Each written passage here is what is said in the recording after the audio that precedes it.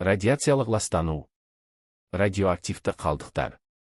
Радиоактивті қалдықтарды көму тәртібі. Қазіргі кездегі ең өзекті мәселелердің бірі радиациялық ластану болып қалып отыр. Радиоактивті ластанумен күресу тек алдын алу сипатында ғана болады. Себебі табиғи ортаның мұндай ластануын нейтралдайтын биологиялық ыдырату әдістері де, басқа да механизмдері де жоқ. Қоректік тізбек бойынша тарала отырып, өсімдіктен жануарларға. Радиоактивті заттар азық-түлік өнімдерімен бірге адам ағзасына түсіп, адам денсаулығына зиянды мөлшерге дейін жиналуы мүмкін. Радиациялық ластанудың басқа ластанудан көп айырмашылығы бар. Радиациялық әсердің шекті рауалы деңгейі шырд. Қоршаған табиғи ортаның сапа нормативтерінің ішінде ерекше орын алатын радиоактивті әсердің шырд. Кейбір химиялық элементтердің және олардың изотоптарының атом ядролары өздігінен иондаушы сәуле шығарып ыдырайды. Иондаушы сәулеленудің үш түрі бар. Бір көп электр зарядын алып жүретін гелий ядросының альфа бөлшектер ағыны. Екі электрондар мен позитрондардың бета бөлшектер ағыны. Үш қысқа толқынды электромагниттік гамма сәулелері. Альфа бөлшектер ауада небәрі бірнеше сантиметр ғана ұшып, қағаз бетімен де ұсталуы мүмкін. Олар адамның киімі арқылы да, тері эпителийі арқылы да өтпейді. Иондайтын сәуле мөлшеріне қарай адамды сәулелік аурудың жедел немесе созылмалы түрлеріне шалдықтырады. Организм арқылы өткен сәуле мөлшері 100 рентгеннен аспаса ауру жеңіл түрде байқалмай өтуі мүмкін, ал 100 рентгеннен жоғары мөлшерлер аурудың белгілерін айқын көрсетеді. Сәуле ауруы 4 кезеңде жүреді. Бірінші кезең сәуленің организмге әсері оның мөлшеріне қарай болады. Оның ең алғашқы белгілері әлсіздік, бас айналу, бас ауру, жүрек айну, құсу, іш өту, терінің бозаруы, қан қысымының секірмелі болуы, естен тануы болады. Екінші кезең, бірінші кезеңнен кейін уақытша аурудың жағдайы жақсарады. Бұл кезеңде ламентті кезең, яғни жағдайдың жақсы болып көріну кезеңі деп атайды. Үшінші кезең өте жоғары мөлшерде сәуле алғанда сәуле ауруының асқыну кезеңі басталады. Төртінші кезең сәуле ауруының жеңіл түрі. Бұл осы кезеңде ауру жазыла бастайды. Ауыр түрі болса, онда адам бірінші кезеңде өліп кетеді. Сәуле ауруымен ауырған адамдар сорпа, әртүрлі жеміс шырыны немесе көп су ішкізу керек. Аздап тұз қосылған су беріп, ауруларды аз-аздап жиі тамақтандыру керек. Адамның іс-әрекеті нәтижесінде биосфераның радиациялық ластануы өте үлкен қауіп тудырып отыр.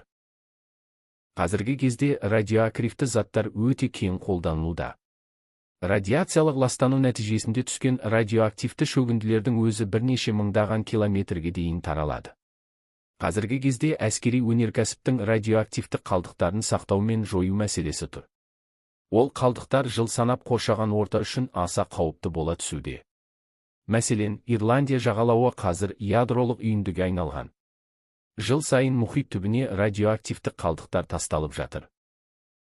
Көптеген дамыған елдерде атом өнеркәсібі кәсіпорындарда белгіленген санитарлық нормаға дейін радиоактивті заттардың концентрациясын азайтатын тазарту қондырғылары салынған. Қалдықтар баллондарға салынып цементтеледі, арнаулы жерлерге тасталады. Атом энергетикасының мәселелері миллиондаған адамдарды аттандыруда. Атом электростанциядағы аппараттарға немқұрайды қарауға болмайды, олардың ойламаған жерден апатқа ұшырауы объективтік шындық. Солардың бірі Чернобыль ядролық апаты.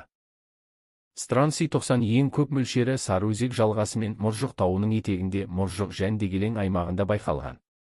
Альфа және бета белсенділіктің жоғары деңгекті Семей облысының Қайнар селосында, Абралы колхозындағы барлық дерлік құдық суларында анықталған. Сонымен қатар, Семей қаласынан оңтүстікке қарай, Тарбағатай маңында су алмасу белсенді жүретін аймақта альфа және бета белсенділік салыстырмалы түрде төмен болған. Халық шаруашылық мәселелерін шешу мақсатындағы жер асты ядролық жарылыстар. Радиоактивті материалдарды пайдаланатын атомдық кәсіпорындар. Семей облысында кедендік бақылау жүйесімен бірлесе отырып жүргізілген тексеру нәтижесінде Қазақстан территориясынан сыртқа радиоактивті ластанған сым кабельдердің шығарылуының 3 фактісі тіркелген.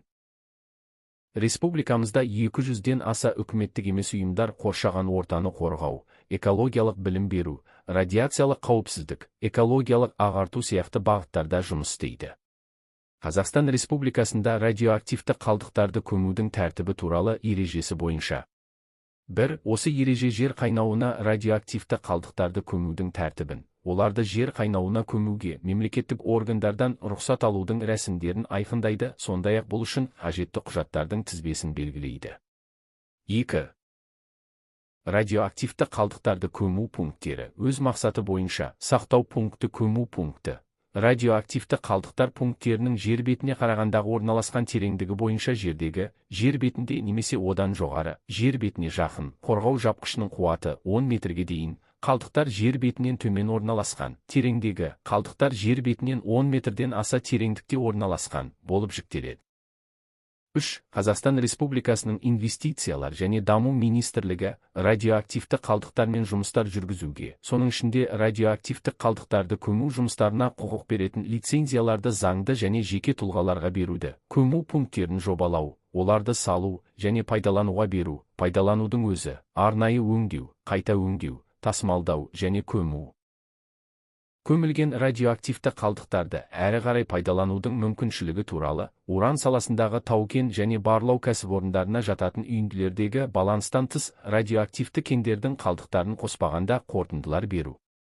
4. Қның инвестициялар және даму министрлігі радиоактивті қалдықтарды жер бетіне жақын және тереңдегі сақтау, көму пункттерін салуды жүзеге асыратын, заңды және жеке тұлғаларға жер қайнауын пайдалану құқығын беретін лицензиялар беруді, сондай-ақ тақ-кен барлау, кен тау өңдеу жұмыстары үйінділерінің рекультивациясына бөлінетін жер қайнауы учаскелеріне лицензия беруді, мүдделі заңды және жеке тұлғаларға тау-кен үйінділерінен пайдалы минералды компоненттер алу мүмкіншіліктері туралы қорытындылар беруді жүзеге асырады. 5. Экономика министрлігі радиоактивті қалдықтарды көму, сақтау пункттері жобаларының мемлекеттік экологиялық сараптамасын, лицензия алу ісінде радиоактивті қалдықтарды сақтау, көму қызметімен байланысты жұмыстарға экологиялық қорытындылар беруді, радиоактивті қалдықтарды көмуге рұқсат беруді, радиоактивті қалдықтарды сақтау, көму пункттерінде экологиялық бақылауды жүзеге асырады.